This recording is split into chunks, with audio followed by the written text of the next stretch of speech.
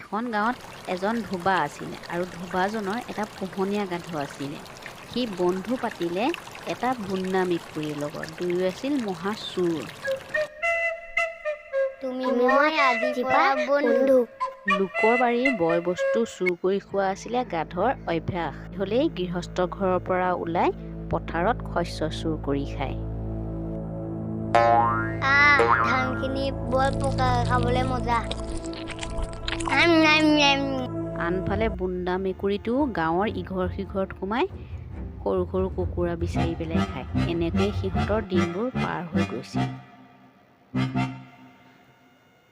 চোৰ হিচাপে সিহঁতৰ বন্ধুত্ব অটুট আছিল। আমি দুই বন্ধু লগ নেৰো। জীয়েকে গান গাই থাকোঁতে গাধটোৱে তাইৰ গানবোৰ ভালকৈ শুনিলে।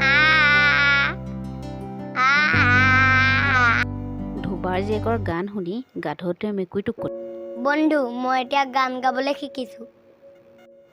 মালিকৰ ছোৱালীজনীৰ গান শুনি শুনি ময়ো গান গাবলৈ শিকিছোঁ। আজি তোমাক মই গান এটা শুনাম। গান শুনাব নালাগে, যাৰ যি কাম তাকে কৰা, সেয়া আমাৰ দুয়ো কাৰণে ভাল হ'ব। সেইটো কিহৰ শব্দ? ইমান ৰাতি কোনে চিঞৰিছে? গাধই কিন্তু একান্ত মনে ৰাউচি জুৰি নিজৰ মাতেৰে গান গাই থাকিল। গাঁৱৰ মানুহে গাধটোক বলীয়া বুলি ভাবি আচৰিত। গাধটোৱে ইমান ৰাতি কিয় চিঞৰি আছে? মেকুৰীটোৰ কাষতো বহি আছে সি। গাঁৱৰ মানুহ দেখি মেকুৰীটো পলাল। গাধটো পগলা হ'ল।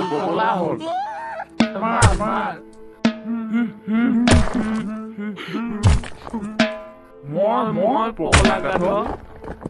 গাঁৱৰ মানুহ লাঠি টাঙোন লৈ ধাননিত সোমাই দেখিলে যে গাধটোৱে চিঞৰি আছে। গাধটো বলীয়া হ'ল বুলি ভাবি গাঁৱৰ মানুহে মৰিয়াই মৰিয়াই গাধটো মাৰি পেলালে। এই সাধুটোৰ পৰা বুজিলোঁ যে নজনা কামত হাত দিব কেতিয়াও নাপায়।